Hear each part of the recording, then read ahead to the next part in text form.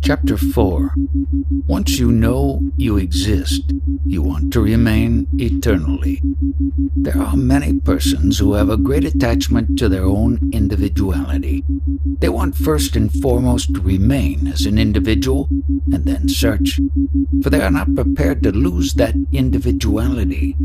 While retaining their identity, they want to find out what is the truth. But in this process, you must get rid of the identity itself. If you really find out what you are, you will see that you are not an individual. You are not a person. You are not a body, and people who cling to their body identity are not fit for this knowledge. The names and forms that appear with different colors and all that, their origin is water. But nobody says, I am water. But they say, I am the body. But if you see the origin of the body, then ultimately the body has appeared only from water. All these plants and everything, all names and forms, they appear from water only. But still people don't identify themselves with water. They say, I am the body. The existence of heaven or hell or whatever it is on this earth only. All names appertain to forms, and all forms appear from the earth and merge again into that. So there are concepts, the existence of heaven and hell. Discoveries are made by scientists. They receive help from their own consciousness, that knowledge I am itself. But what is it? They don't know. They cannot get hold directly of whatever they discover. Various books have been written, but ultimately Krishna, not a person, but consciousness in a form, has written about itself what it is. And that I find the most appropriate of all the existing scriptures. You mean the Bhagavad Gita? Yes, but I do not say Krishna is a person. It is consciousness in a particular form that authored the Bhagavad Gita. The same consciousness is in you, and it is also this consciousness that was there when you were a child, the same as is present now also. This time passes, the consciousness remains what it is. I call it Bal Krishna, the child consciousness. You give attention to that, catch hold of that, and then you will know. That I consciousness is the same in a child as in an older person. If you consider the childhood of present-day great people, great scholars, scientists, politicians, what were they on the first day of their birth? At that stage, the consciousness is present, but the I consciousness, that identification I am, is not there. Only Bal-Krishna, child ignorance, is there. The child does not know that it exists. When he grows up, then only he comes to know that he is. He recognizes the mother, and thereafter he starts to gather so-called knowledge and becomes a great scholar, a great man. But nobody knows what that child ignorance is. The Ani knows. That is why he becomes free. He has no pride about self-knowledge. The Ani knows the origin of that consciousness. This atomic consciousness contains the whole universe, but yet he knows that he is not that consciousness. So in that case, what pride can he have? He is the absolute state in which the I am consciousness is absent. If you meet Yanis, you will find it easy to recognize them, for they will not have any pride in their self-knowledge since they have transcended that knowledge also. They say, I am not this knowledge or this consciousness. The consciousness in the body leaves when death occurs. And what about that growth of worms created in the body? There is life in that too, but the main consciousness has left. When the vital force leaves, the body falls. For 42 years I have been talking about this subject. When I met my guru, he told me to set aside all these various gods. He told me that my consciousness, because of which I experience the world, is prior to everything. That means I should reflect on this consciousness only, go to its source and find out what it is. The fact that I am experiencing that I am and the world is proof that when the dissolution of the universes took place, I was on a unaffected. If I were to have died at that moment, I would not be experiencing this existence. So many great people have said something like Krishna, but when somebody speaks out, he should first know that he is. Subsequently, something occurs and he speaks, but prior to saying anything, that I consciousness must be present. There was a time in the absolute state when there was no beingness, and then beingness appeared and you said something.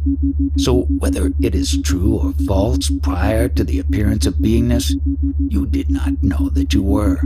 So whatever you said after the beingness appeared, whether true or false, is also the same. The source of this beingness of the knowledge I am that you have is in the blade of grass and the grain of rice. Those people who expound knowledge believe that the world is first, and they were born in it afterwards. So long as this conviction is there, they cannot expound knowledge. They do not know better. When the I consciousness is there, then only the words come out. Prior to the appearance of that consciousness, are there any words? No. You were unknowing of your own existence. Now the first thing you come to know is that you are. And then you say something that occurs to you, don't you? So whatever you say, whether it is the truth or not, what is the basis for it? When the beingness is not there, there are no words. Once the beingness appears, whatever occurs is taught to the disciples and is promulgated as religion. But they are only concepts. That you exist, how do you come to know it first? Because of what? Now at this moment you come to know that you are. How do you know? I don't know. It is just that this sense is with me. That is all. I can't trace its source. When you know the source of this beingness or I consciousness, that is liberation. Then you become free. Not until then.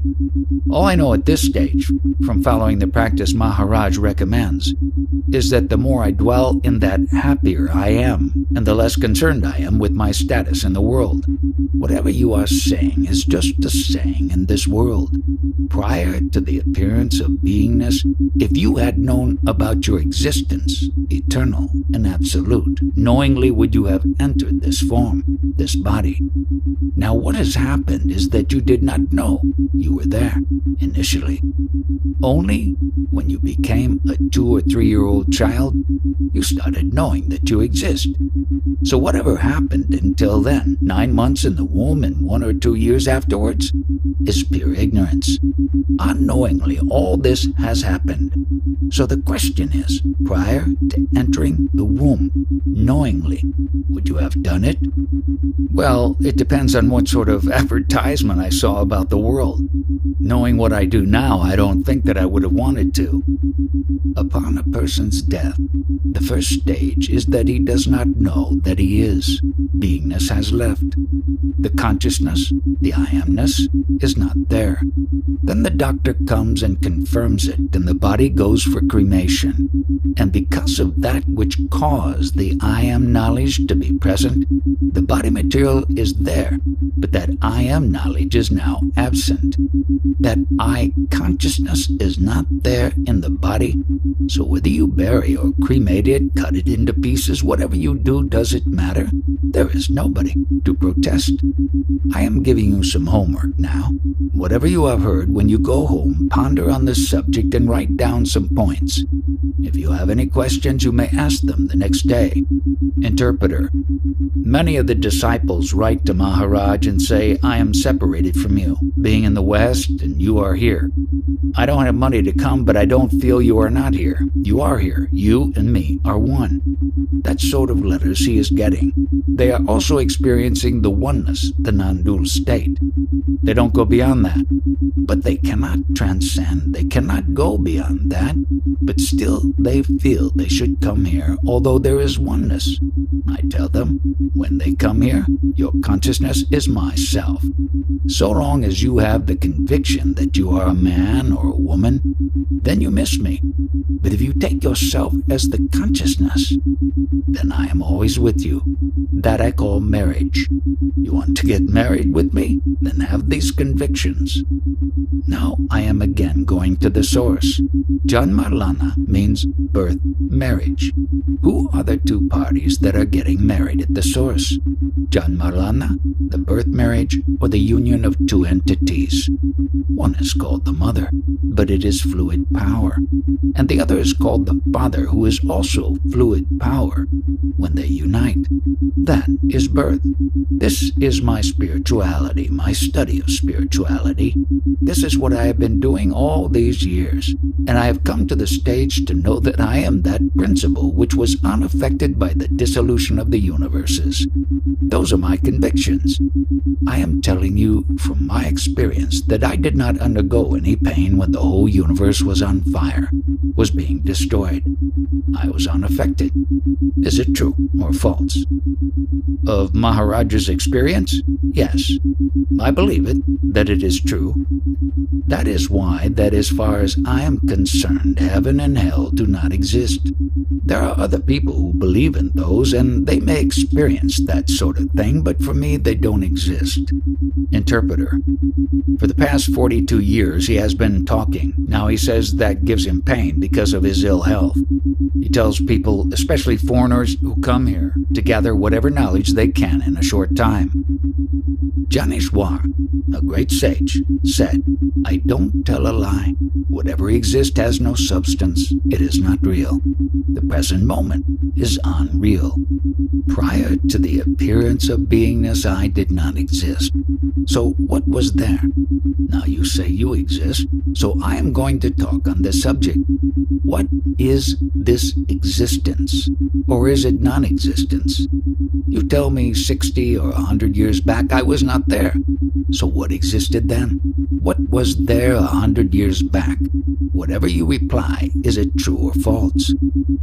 I believe it is true. It is just an honest statement of my knowledge. I don't know, I have no memory of it. So whatever you were saying you were not, that is the real existence. That is true. And whatever you say that you are now is false. That is the truth because it is eternal. That is the state in which the beingness is absent, the eternal state. And because it is eternal, it is the truth. Now, with your I amness, which is time-bound, it is not eternal.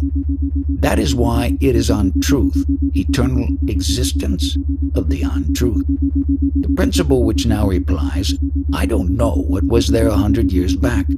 The same principle also says that it was unaffected when the whole universe was destroyed. If you have full faith in the Guru, it means you have his grace. Consciousness or the beingness itself is the love.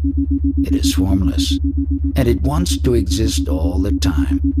That itself is love. That love wants to be. So all your efforts are for that, to sustain that. And that is of supreme importance because it contains the whole world. Because of that, you experience the world. The world is in that consciousness. Since you are the Brahman, you lose your identification with the body. You are no longer a human being as you identify yourself with the Brahman. And that is like a raw mango, which slowly becomes a ripe one. In that state, you will see that you are not even the Brahman, but the Para-Brahman, the witness of that Brahman.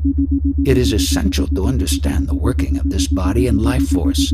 That is the psychosomatic process. One must understand it in order to apperceive that the knower is totally apart from this psychosomatic mechanism. He merely witnesses. Now, in this body, the life force is a concept, but conceptually there are four parts. The one we normally know and understand are the Madhyama and the Vaikari. Madhyama is the thought that comes and gets expressed by the word, but underneath that are Para and Prashanti. They underlie and start the whole process. When the words have come out spontaneously through the life force, the breath, they are known as Vedas. When a stage is reached where the Vedas are no longer able to explain what happens, we call it Vedanta, which means the end of the Vedas. But the knower of this is totally separate and not concerned with the body. That is what is to be thoroughly understood. Interpreter, the disease that he has is of the body and the vital breath. Earlier he said he had passed it on, whatever that disease is, to the beingness. So let the beingness be concerned with it. If the beingness wants to accentuate it, let it do so. If it wants to hold it in abeyance, it can do so. In any case, he is merely the witness, and he has passed it on to the beingness on which the disease has really come. That is, the body and the beingness. The life force is the working principle in this apparatus. Whatever is dependent on the life force, including the Veda, exists only so long as the body and the breath last, and the consciousness. When that which is time-bound disappears, then everything else also appears. Even the Veda disappears, but the knower of this is timeless, spaceless, and is not concerned with what happens to the body, vital breath, and consciousness. When the breath disappears, this apparatus is also useless, and the one who knows this will not identify himself with the psychosomatic process or the apparatus. If he knows this intuitively and very clearly, he can be said to have jnana. The knower has been given many names: Atman, Paramatman, Ishvara, God. Names have been given only for the purpose of communication. Unless the principle or concept is given a name, there cannot be any communication. So it must be kept in mind that that which is called Atman is not a thing with a shape or form. Yesterday we discussed how one is likely to mistake the name for the thing. That is to be avoided, and that is why if someone asks, what is the Paramatman like? What is the Absolute like? Then you may say it is like Bombay. That is merely a name given. You cannot give me a part of Bombay if I ask for it. But one should not be involved with the name to the extent that one forgets the substance. Various names have been given to the absolute state, but it must be understood that it is unconditioned, has no attributes, and possesses no identity. Any spiritual practice anyone may do is really based only on the working principle, which is the vital breath, and will therefore last only so long as that breath lasts. Whatever knowledge you have acquired of any kind, material or spiritual, is based only on this consciousness or breath. Other than that, there is no knowledge which anyone in the manifest world can acquire. It is based on this and therefore inherently, strictly limited. So one may think he is doing this practice on the Atman, but he is not actually doing it on the Atman. Atman is quite separate altogether. He is doing it only from the point of view of the life force. Because of this practice, when the life force is tired, it wants rest. And when you rest, it may go into a state of samadhi. But whatever experience you may have, even in samadhi, is also not timeless. It is subject to time, and the one who experiences is different from the experience itself. The experiencer is totally apart.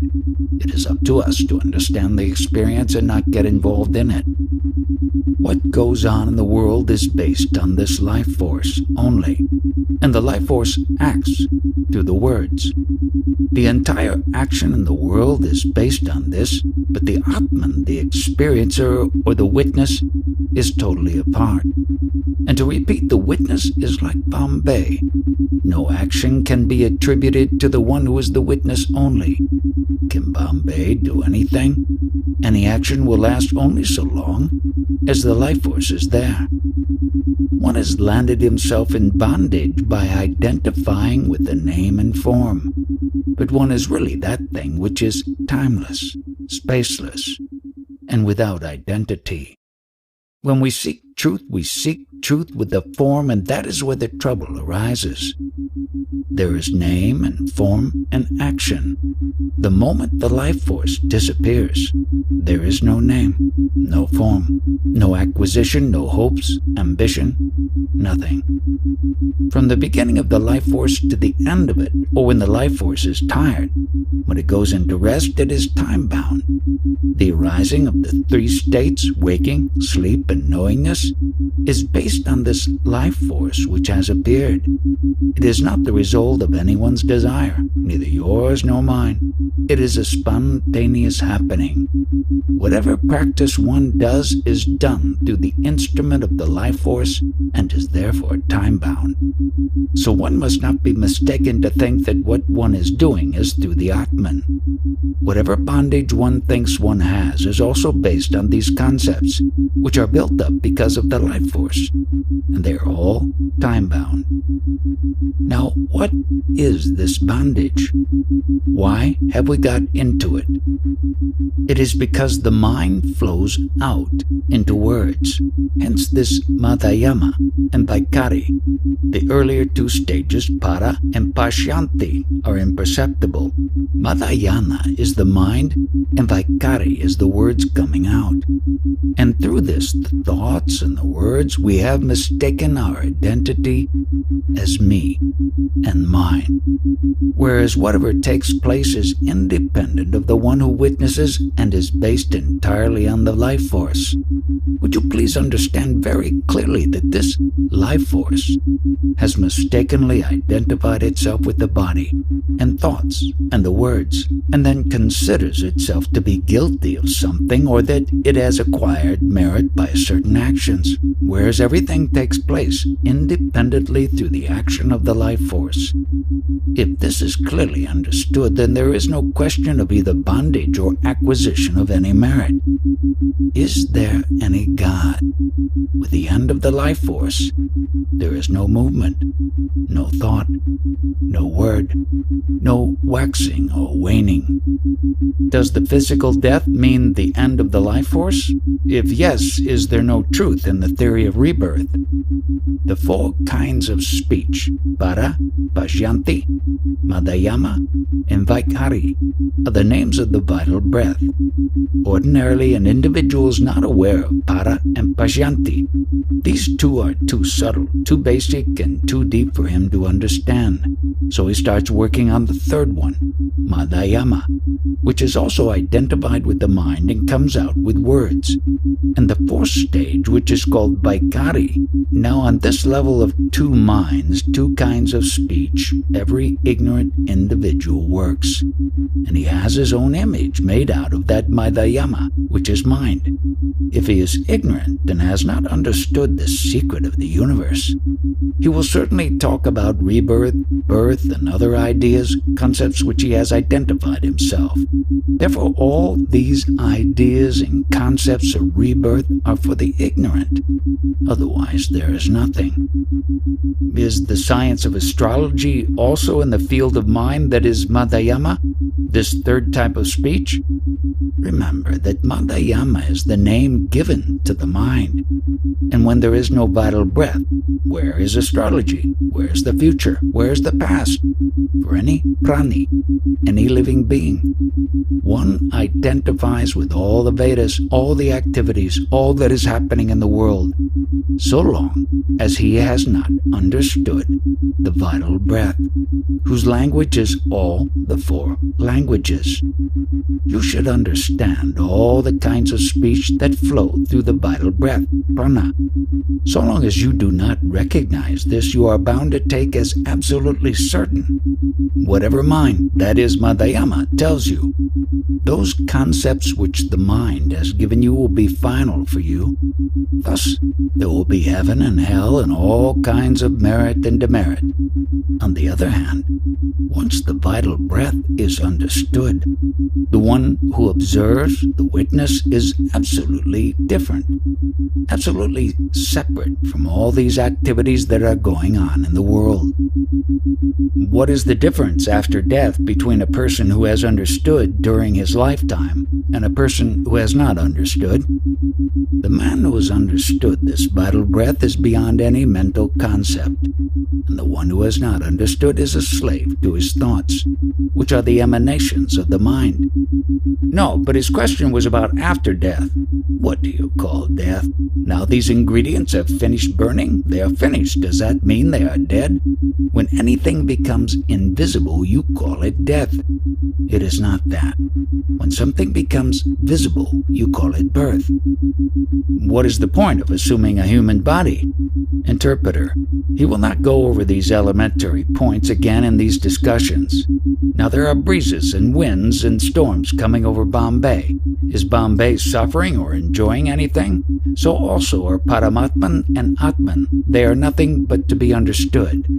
But if after death the state of the man of knowledge and the man who has not understood are the same, what is the point of trying to become a man of knowledge?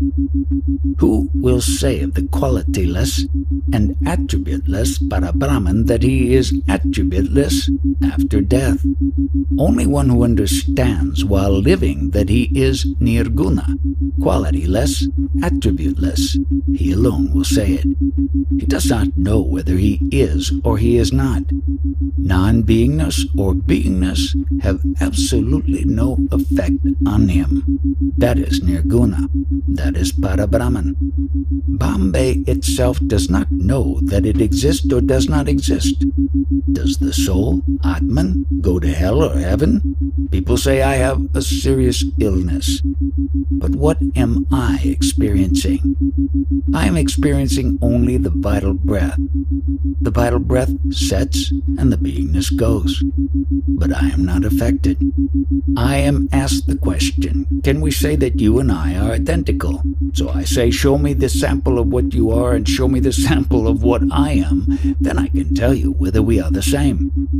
But I am not sure that all his disciples would like him to continue the manifestation. If a deep wish comes from his disciples, would he respond? What is the need of responding? The one who has deep faith, according to that, he will experience. The experience of this world has come over us due to somebody enjoying ecstasy, and from the fluid of our parents, ecstasies have sprung all our woes and miseries. Does he mean that the two always go together? Is it necessary that in the mind both happiness and unhappiness ever coexist? All these concepts are the result of not understanding your nature. Because you have not understood what you are, misery is the result. Does Maharaj look after his family and other things responsibly? Interpreter: yes, and more than that. Talking of the vital force, the two aspects of it that we are commonly conscious of are our thoughts and the manifest of thoughts as words. What are the other two aspects of the life force? Do we have to be aware of them in the course of our sadhana? That you are aware of your existence, your beingness, is para and pajanti, two kinds of expression or speech that I talked about. Awareness of your existence is to be aware of these two kinds of speech. Their meaning is that you are in the three stages: waking, sleep, and knowingness. The next two kinds of speech are what you performed in the world, your business, how you carried it out with your mind and its activities. These four types of speech can always be distinguished in the following way. The first one, para, corresponds to your original state when you don't even know you exist. Then comes this feeling that you are about to become conscious. That is still para, but it is followed by pashyanti, which is this consciousness.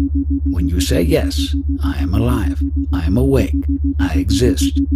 Once having this consciousness that you exist, exist, the behavior in the world corresponds with the two final aspects of the vital force.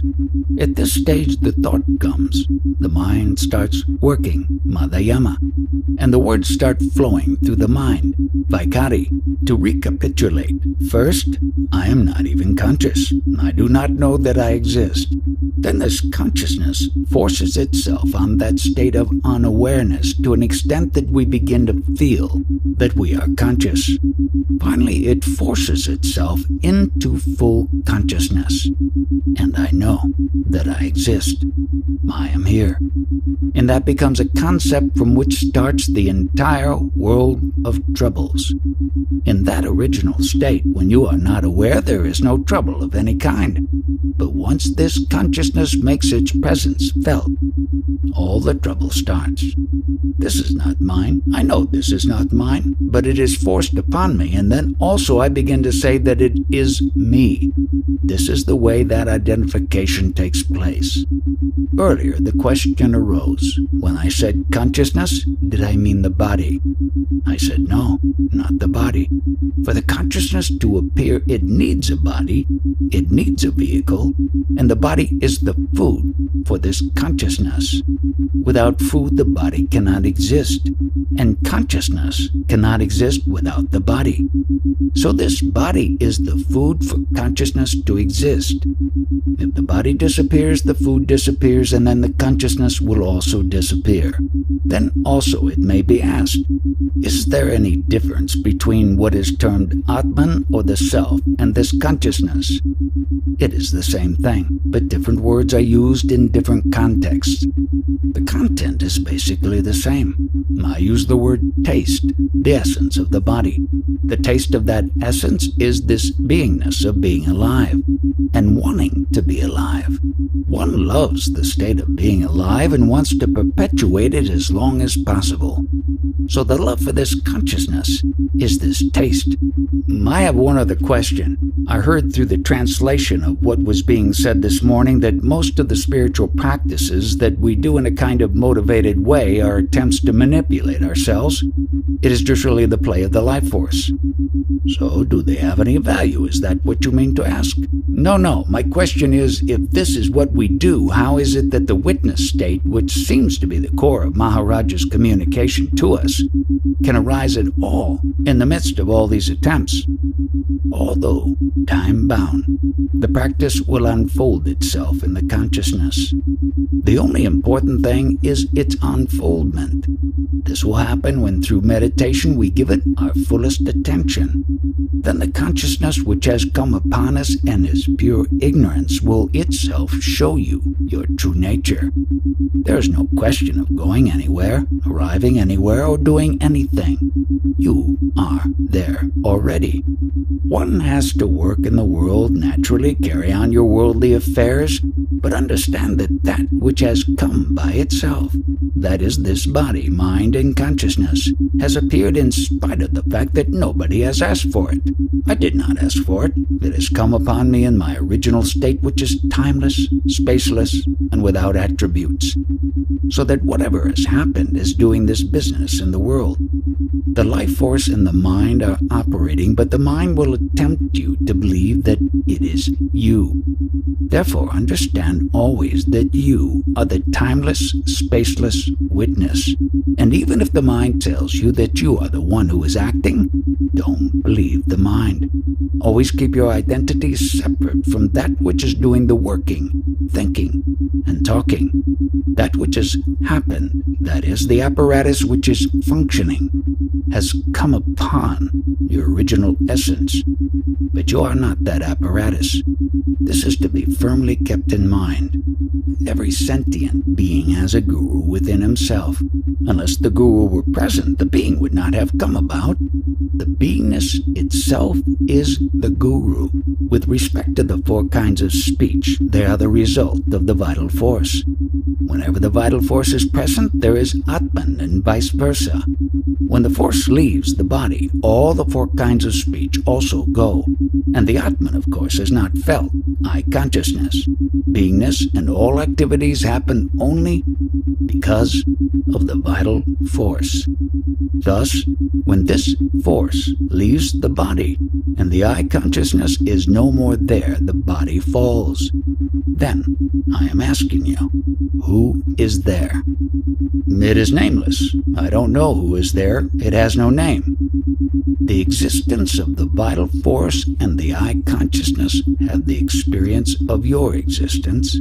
That is why and how you know that you are. Without them, you could not know about your own existence. Do you have any guru? You are practicing yoga? What were you trying to unite? What with what? What were the two entities? To remove the ego. At the moment, you just listen to whatever talks go on here. So sit in the back somewhere. If you like it, you can stay. Otherwise, you need not come. But don't ask any questions.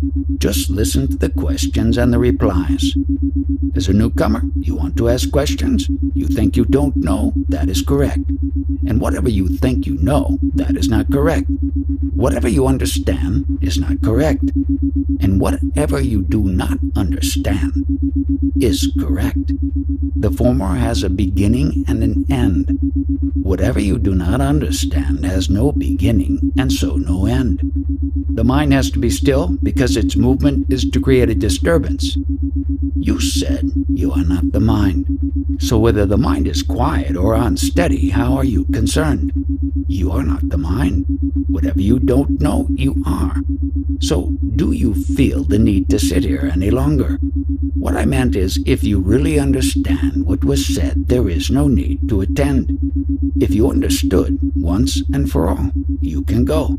I think what a lot of us feel is that some of us are good at reading books and others are not so good at that, and it is only too easy to spout back the verbal input we get. But there is so much more that happens when we are in Maharaj's company, whether it is his physical presence or even only when reading the books. And I think that is what draws us so strongly to be with him, because it is as if the need for the talk at times just gets undone and that presence makes itself felt. After acquiring this I consciousness as a child, whatever impressions you gathered subsequently, on that basis only you talk. So that talk is bound to have limited value. It is only objective knowledge. The only purpose in any communication from Maharaj is to serve our freedom from all that. Sometimes concepts need to be clarified, but that is the only purpose. But I feel a greater purpose for me in coming here is to drop a lifetime of concern with concepts. Childhood itself is a cheat. There is no truth in that. Supporting all this, whatever your body form, and your body form went on changing. Your objective knowledge also continued to change. Ultimately, you grow old. Whatever happens, it is all like a dream. It has no substance. And supporting this entire dream, this untruth, is that child. It all began there, as a child. You began gathering knowledge, and when you became very old, you forgot everything. So all that objective knowledge was of no use. Now I am asking, what are you at the moment? Whatever you have gathered as your identity or your form, you are in the process of losing. So what then is your real identity? Suppose somebody becomes very old, say 125 years, and then becomes very weak and ultimately is about to die. Now why is it said that that person is dead? Because of what? Objectively, it is very clear to me when a person is dead. The vital breath just leaves, and the body is merely a heap of decaying cells after that. When the child gets exhausted or extinguished, you call him dead. Because the childhood was originally there, the person was living. Does Maharaj mean life begins and ends with the childish state of mind? I take it that with childhood, the body is set into motion. And in a sense, death is the end of the motion that was initiated at birth. Why is it called childhood? what is that entity, and how does the name childhood first appear? Try to understand that. What is the principle called childhood? Consciousness is very rudimentary in a child. There is as yet no sense of his independent existence, no sense of I am this or I am that, a kind of randomness. In a raw fruit, is there sweetness? No. Ultimately, that sweetness comes, does it not? Where does it come from? From the biochemical changes that occur when the fruit ripens. When you will understand what this childhood is, then that is liberation. Paradoxically, you will realize that you are already liberated. You must try to understand your I consciousness or beingness. With that, you can obtain a lot of objective knowledge and try to control the world. And if you don't understand this consciousness itself, then you are in bondage. You may do anything in the world, but ultimately you are in shackles. The consciousness, the child consciousness, has to know the consciousness. It has to know itself. That is the only way. If you live for 1,000 years, whatever identity you will have from time to time, nothing will remain the same. You will not have any permanent identity for yourself, even with such a long lifespan. Everything is contained within the knowledge that you are a child, and all that will finally go. So your whole identity will disappear, including even that child identity eventually. This childhood and this child consciousness, is it true? One who has recognized the fact that it is false? What will you say about that man? The one who has understood this becomes, in terms of the Vedas, nirguna, nirvana. Nirvana means no sample. Nirguna means beyond consciousness. So the activities of that nirguna or nirvana are like the city of Bombay. What are its activities? One who has understood this truth and has transcended it, his activities are like the city of Bombay. I think the activities are much greater from the city of Bombay and certainly spread much further. What I mean by the city of Bombay is without this land, without the earth portion, because you cannot say exactly what this Bombay city is. I think there are much better metaphors for it. Small and big you can compare, when there is something as a standard. But if what is to be designated as big or small is the only existing entity, how can you compare? If you cannot show something as smaller, then you cannot present something as large. The whole thing is relative. But we do that all the time. For your worldly activities in the objective world, yes, you use those terms like in a dream. So all those activities are like those in the dream. The behavior in the dream state, like that, all the activities happen. For some of us, life creates incredibly complicated and superficially appealing dreams. The great challenge is to accept these as dreams and see through the bondage they represent to us. Their implications for name and fame and our inability to let go of all that. Now this consciousness, as it began with your consciousness as a child, when that I consciousness first appeared, because of its appearance, you can say that somebody is very great. But suppose that this consciousness had not appeared at all. Could you then have detected the greatness of somebody?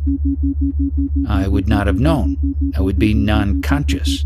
So it means that in the absence of that child consciousness, you cannot detect greatness, does it not? The funny thing about our first impressions of self-awareness as a child is the painful memories that usually bring you to that, rather than all the happy, playful times where there was just no need and you were not thrown back on yourself. So remembering childhood means painful experiences, according to you. Well, that is the first time that self-awareness arises, when you are hurt, rejected, beaten up by your friends. When your mother spanks you, when your mother or father neglects your need for for love. Childhood itself is painful. Without that childhood, there is no experience of pain, is there? Very straight, very simple to understand. One who has not experienced childhood, will he have any experience of pain? It all starts with that. I don't think adulthood is very much better on its own terms. We are talking about the beginning of everything. It all began with childhood. Now that childhood is also a concept, an idea. So if you understand that, you transcend at once all concepts. That is why it is imperative to understand childhood. What is the function of childhood? Its function is for you to know that you exist. That is all it has done. Prior to that, you had no experience of the I consciousness. My statement and that of my guru is that childhood is a cheat. It is false. The knowledge I am itself is a cheat. When the beingness appears, that love for existence is the result of the primary illusion, that Maya. Once you come to know that you exist, you feel like enduring eternally. You always want to be, to exist, to survive. And so the struggle begins, all because of that Maya. Chapter 5. The greatest miracle is the news I am. Whatever appears has really no existence, and whatever has not appeared also drops away. What remains is that, the Absolute. That is Bombay. That is what I am. Bombay certainly seems to be appearing at the moment. We should sell him another city. But I normally ask you this kind of question, whether Bombay sleeps, whether it wakes up in the morning, whether it is worried, whether it has pain and pleasure. I do not refer to the people of Bombay, nor to the land, but to that which remains. Now you know that you are. Prior to this moment, did you have this knowledge that you exist? This consciousness, beingness, which you are experiencing now, was it there earlier? It has been, on and off. This confidence that you are, the knowledge of your existence, was it there earlier? When I do what Maharaj tells me, it is very clear. It is still in an infantile stage, but my sense of me is completely undone, and there arises great happiness, peace, and clarity. But it comes and goes, and I forget. Its inherent nature is time-bound. It has appeared as childhood, and it is there now, but it wasn't there some years back. So you cannot possibly say that it is eternal. So don't believe that it is true.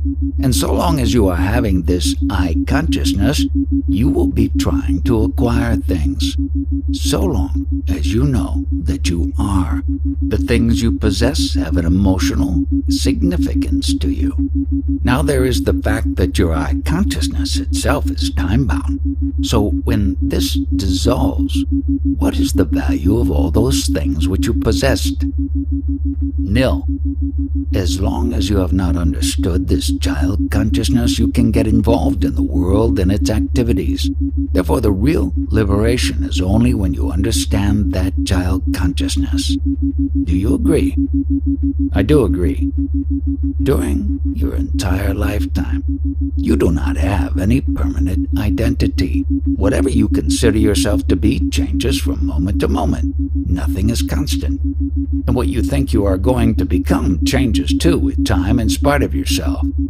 That change is also made possible by the child consciousness. Because of that, all these changes take place. That is why you must grasp this principle. If you really want to understand this, you must give up your identification with the body. By all means, make use of the body, but don't consider yourself to be the body while acting in this world. Identify yourself with the consciousness which dwells in the body. With that identity, you should act in the world.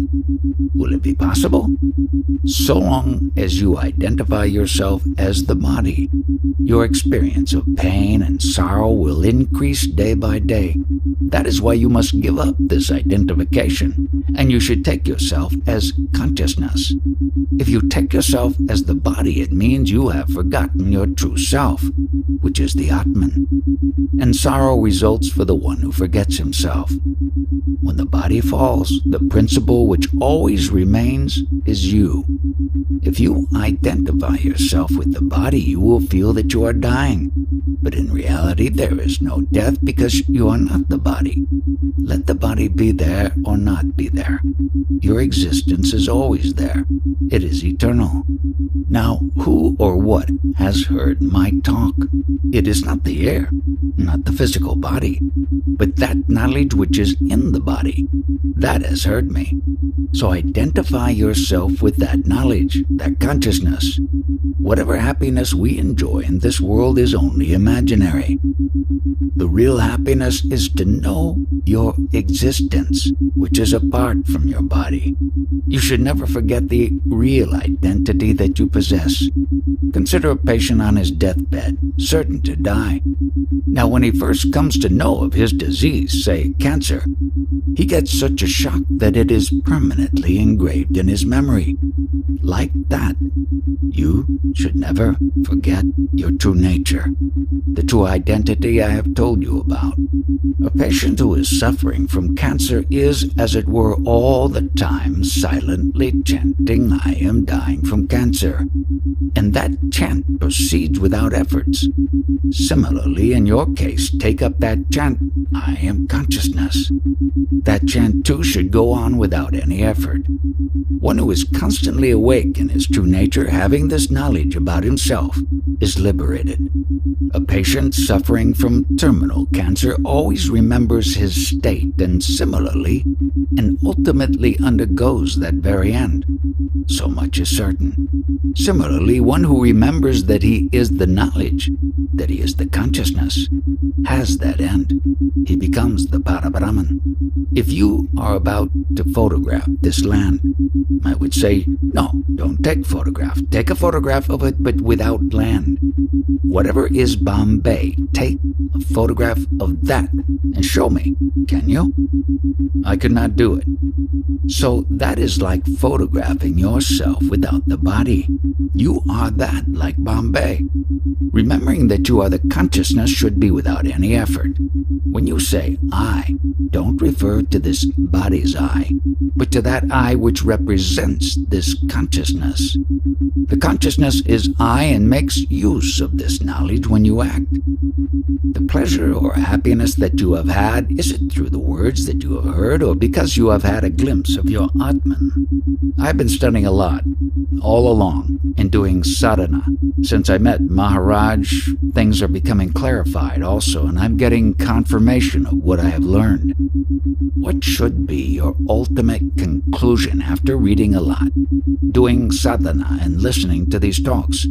Is it that the hearer, the knower, is not concerned with the upadi?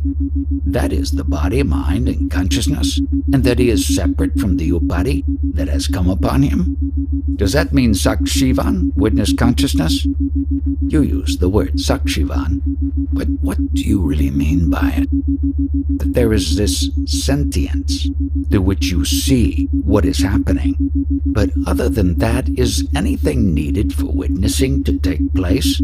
The sun has arisen, and there is daylight. Have you put yourself out to do any witnessing, or do you see effortlessly? Therefore, witnessing simply takes place. There is nothing that what you call the witness has to do.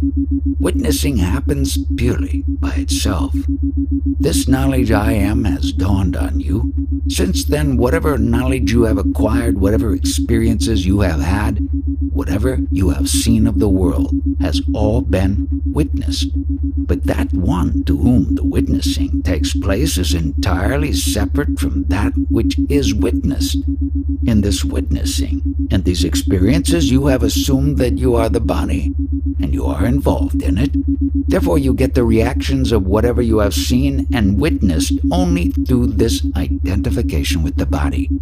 But actually, you are not concerned with that which makes your seeing possible, and that which has been seen. You are apart from either of them.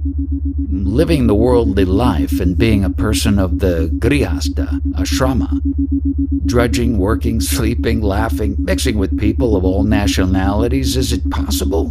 just to be, and not identify oneself entirely with the body? Show me a sample of that which you think is identifying itself with the body. Generally, one identifies oneself with the body. One should not do so. You are not the body, consciousness, or buddhi. You are something different. I is something different, but you identify living in this world. Is it possible not to identify completely? Interpreter: that question has been conveyed, but Maharaj is asking, what is this I that cannot keep away from identifying with? The same I of which Maharaj talks. Why is there any relationship between you and what goes on in the world? How does the relationship between the body and the world arise? Because the I is encased in the body, and it is the body that keeps coming in contact with material beings, other bodies, animate and inanimate. You think it is the body that is coming in contact. If that consciousness had not been there, how could the body have come in contact with the rest of the world? What actually is it that comes in contact with the world? The I comes in contact with the world through the body. Whatever the Madhyama is, if that consciousness were not there, where's the question of either the mind medium or that with which the medium comes into contact? If the consciousness were not there, then does the body exist or even the world exist? That is very correct. Then consider this beingness or consciousness as the supreme God and let go. And even then, you as the knower of this are separate from the consciousness and the body. I understand. That which you have understood, can you work no more mischief on you then? Is it not so? I have understood with my buddhi, which means that you can only use the instrument of intellect to understand. But what is prior to the intellect? The Atman. You understand the Atman. Therefore, that which understands the Atman must be prior to even the Atman. That means buddhi. Atman is prior to buddhi, and you understand buddhi and also that Atman is prior to buddhi. I understand Atman with buddhi. My buddhi tells me that there is Atman. I want to understand Atmayana. With buddhiyana came Atmayana. I want the Atmayana, but not buddhiyana. There should be no confusion. Understand the simple fact, and that is that any kind of experience can only come from the consciousness that is there. And you are separate from both that consciousness and the experiences which come onto that consciousness. Unless there is consciousness, call it buddhi, mind, or whatever, can anything be there? The answer is obviously no.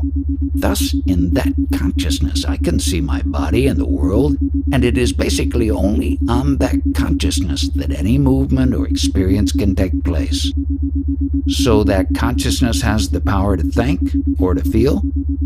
On that consciousness, something happens. Whatever movement, thought, or experience there is can occur only on this consciousness, and you are prior to this consciousness.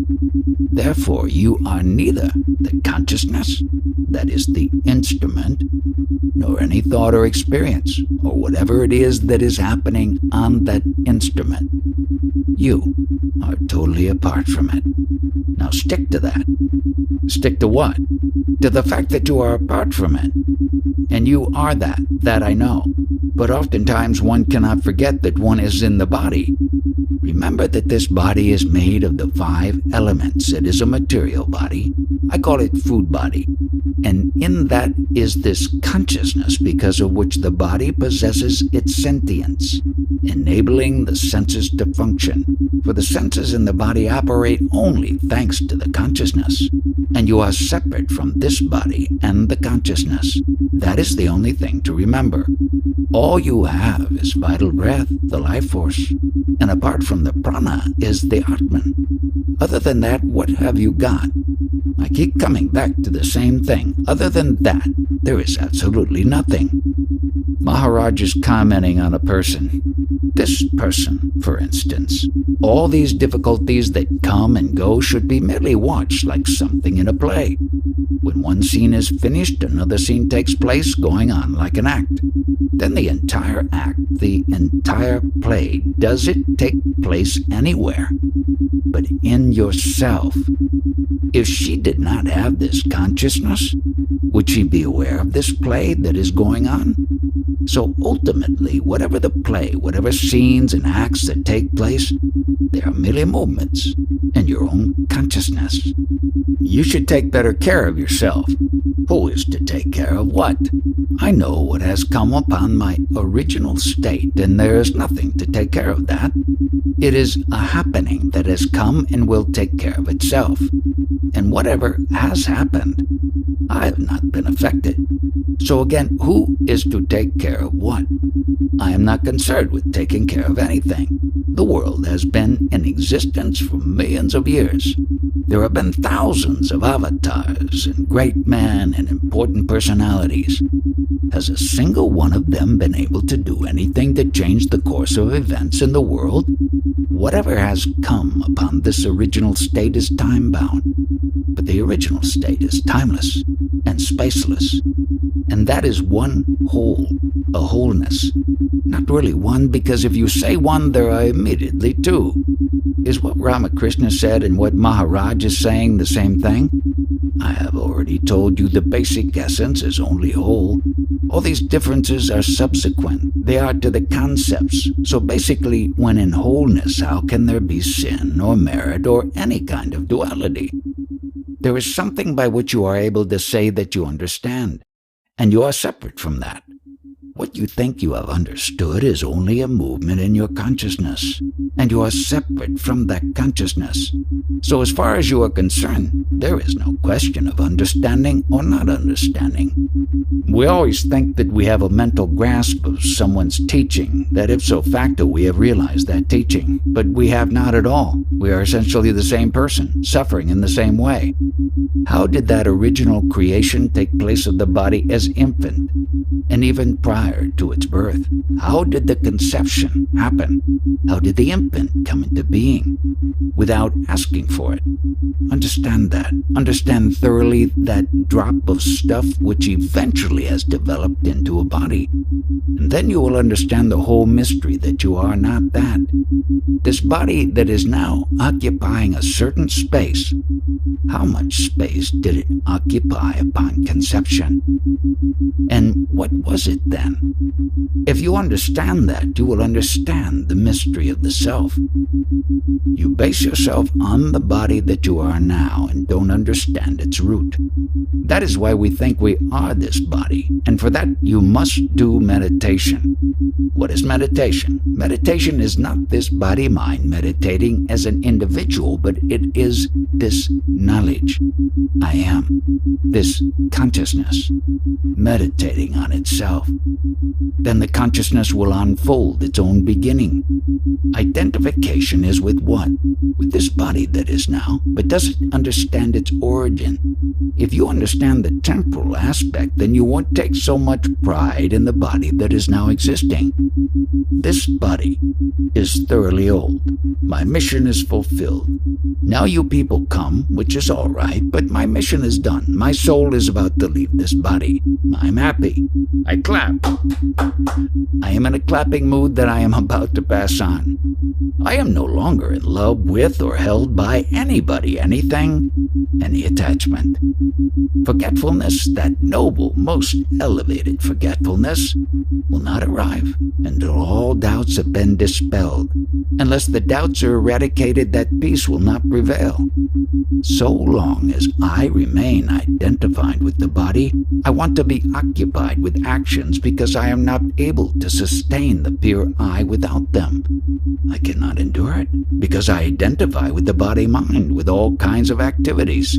I call it Jiva Atman, which means conditioned by the body-mind, and is the self that is occupied with all the activities, and the I which is unconditioned by and not identified with the body-mind, that therefore has no form, design, or name, is Paramatman. Atman. The Jiva Atman is being witnessed by Paramatman, which is your real self only.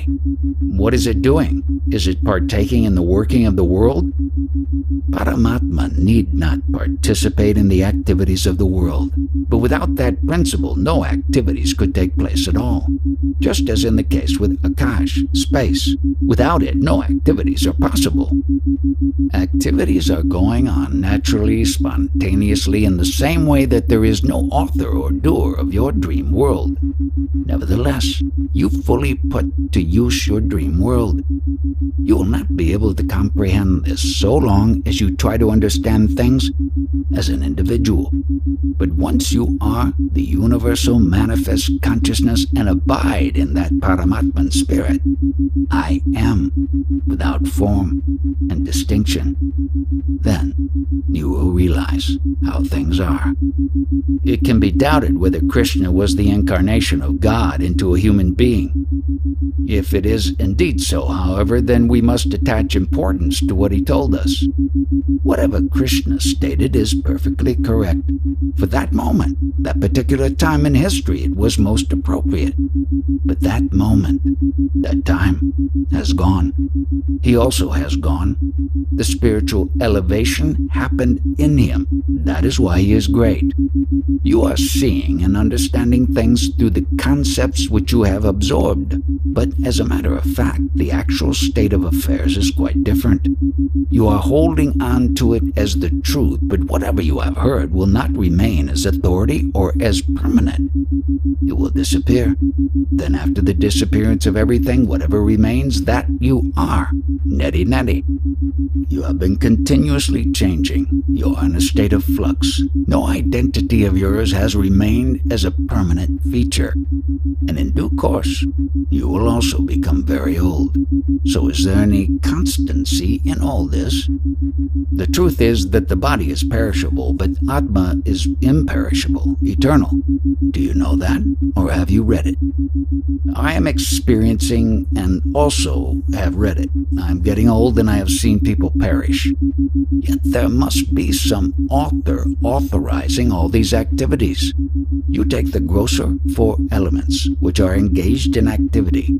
These 4 elements are presided over by space. In what activity is that engaged? If you are going to investigate the world of your observation, you will never reach your destination unless you give up whatever you have heard and abide in yourself. You will not understand all this. You must take it upon yourself to investigate this entire manifest world and whatever you have heard, but you will be caught more and more in a quagmire. When incarnation takes place, what is its cause, and in what form does it occur? The stories you have heard. Why does everybody become Krishna? What is that childhood? What is that child principle? Investigate that. The touch of that quality, the child quality, understand and realize it. When did you encounter yourself? Since when and how?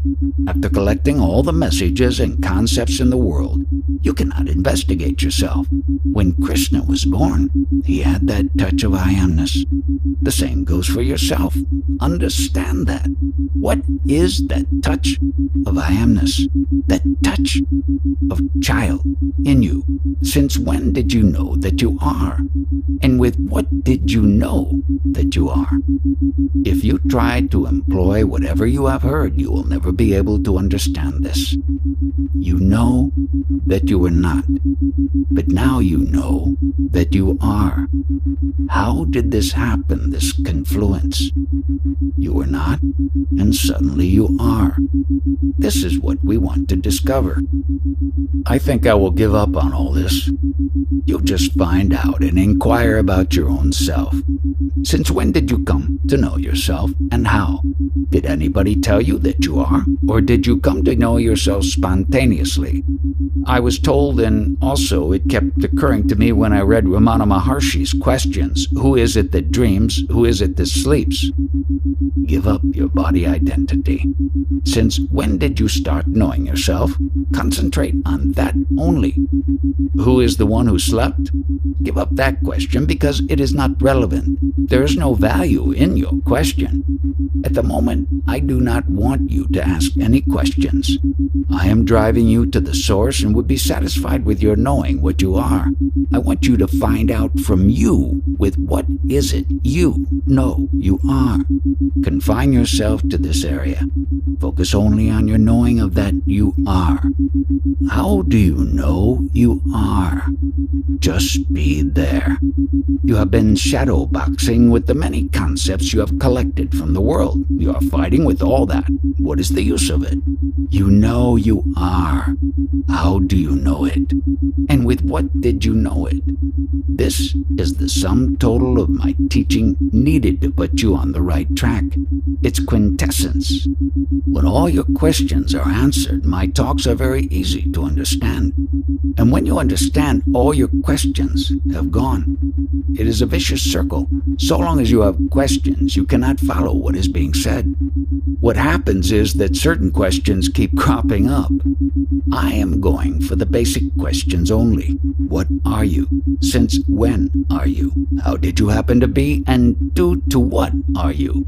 I don't want to deal with a lot of sundry questions. They are of no value to me. If you like my teachings, you may sit here. Otherwise, by all means, quit this place. In any true spiritual search, whatever you have heard, whatever you have done is of no use at all to arrive at the real truth. The knowledge you are has happened. Due to what? First of all, you witness that you are. Stay put there only with this you are.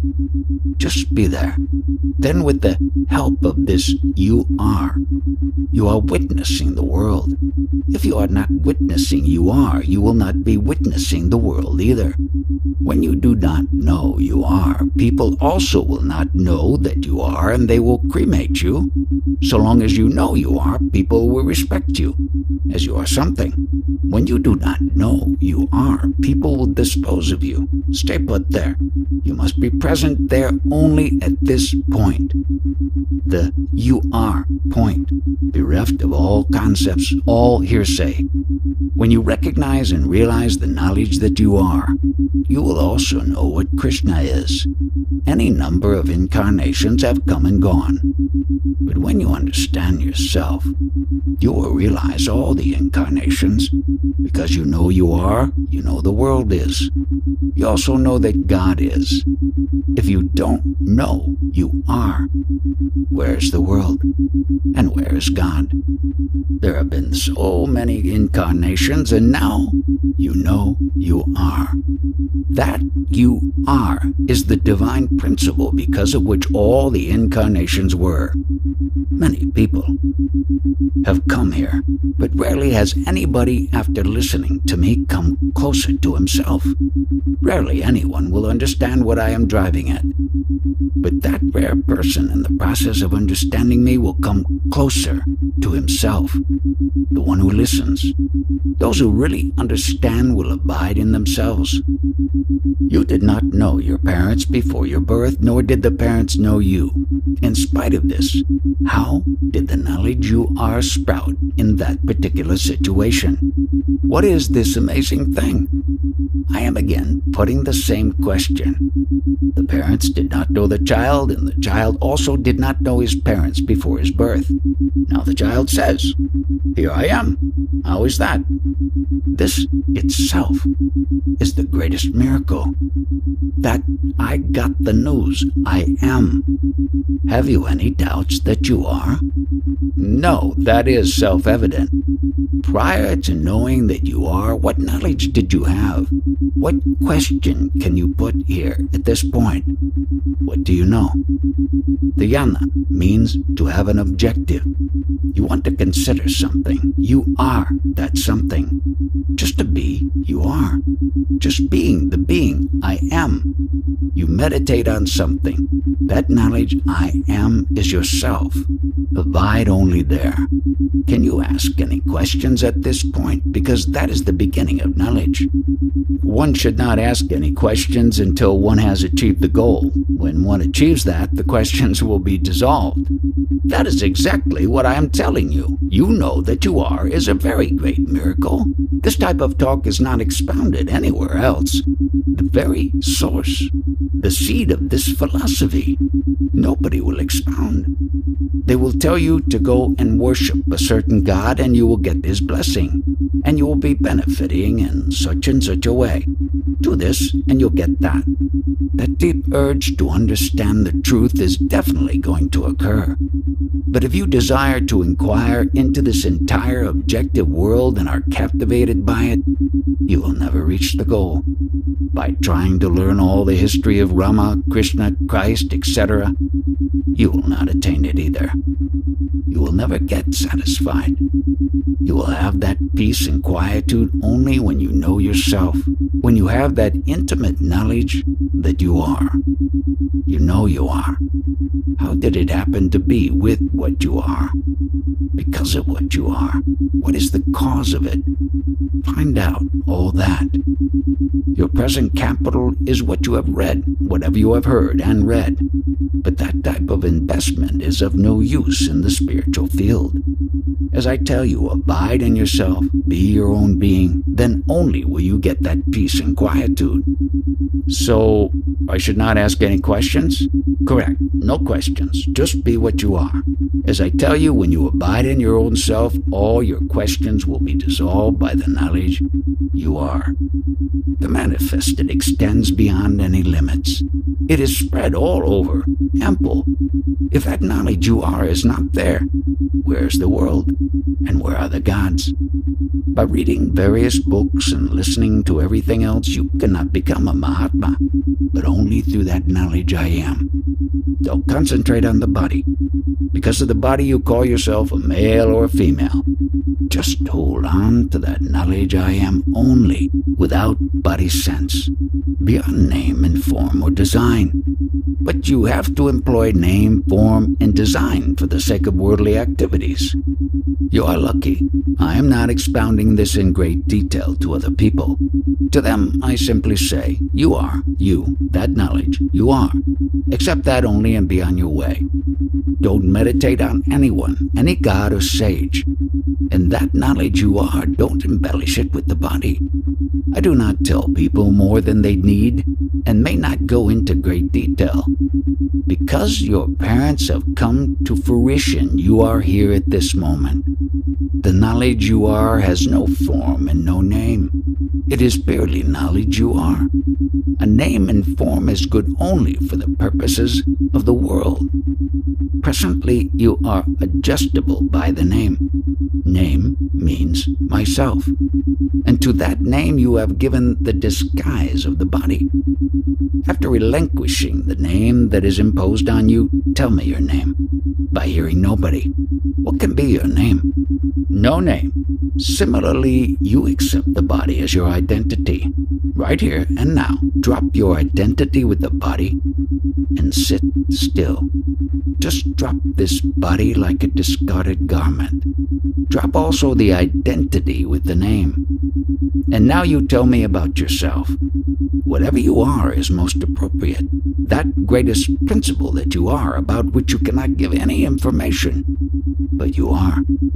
So long as you show that you are becoming more intimate with yourself and getting to know that self, your comments are all right. The love for that knowledge I am, the most lovable principle, is the knowledge I am itself. Is it not correct? That self, that knowledge I am, has immense love for the self alone. But when that self or that love of the self becomes mixed up or associated with the body, the miseries begin. One should have that realization of I-ness, right? Yes, but how can that happen unless you have full confirmation that I am is purely I am? You must have a firm conviction that I am is only that I am without body and mind form. The knowledge I am, purely. I am trying to do it, practice it. When you say you are practicing that, it means you are developing your conviction. You are confirming your conviction about it. That is all. What other practice do you need? What else is needed? Is there a technique for it? That itself is the technique, because of which the world is. Male or female is the title of the body form, not of the Atman, not of the self. I understand all this. It has been explained beautifully every day. We have read it in the books. We understand it, and that is why I have come here. All these things are said by you, but has the knowledge come within the purview of the knowledge I am? No. You must have that full conviction. Whatever you may have said, that is the truth, and that is I am. There are no techniques except the technique that I am. The firm conviction that I am means I am only. Abidance in I. I'm trying to do that, and I think everyone here present is trying to do the same. When a guru is really a jnani, that is, one who has realized himself, you should abide in him. When such a guru guides or directs a disciple, no spiritual technique is necessary. There was a time when Arjuna also was not doing any spiritual practice. All the armies were in the battle area and the horses were ready to rush at the enemy. What time was available for Arjuna to practice? He just listened and accepted whatever Krishna told him, and that was all he needed to get realization. Arjuna reached the goal through his right attitude, and because his guru, Krishna, was realized. Don't practice this thing. Only develop your conviction. How long do you do this type of meditation? Until you stabilize in the conviction, I am the knowledge I am. At that stage, your individuality is completely extinguished. You no longer have a personality, and you denotes the manifested.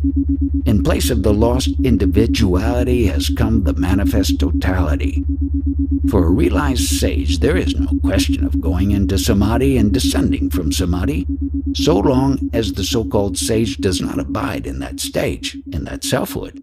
Until then, he has to practice going into samadhi and coming down from samadhi. By sage, you mean individual? A seeker. Normally the word sadhaka is used here, and also mumukshi. Mumukshi is a lower stage and means inclined to spirituality. Sadhaka means one who thinks he is not body-mind, but the manifest only.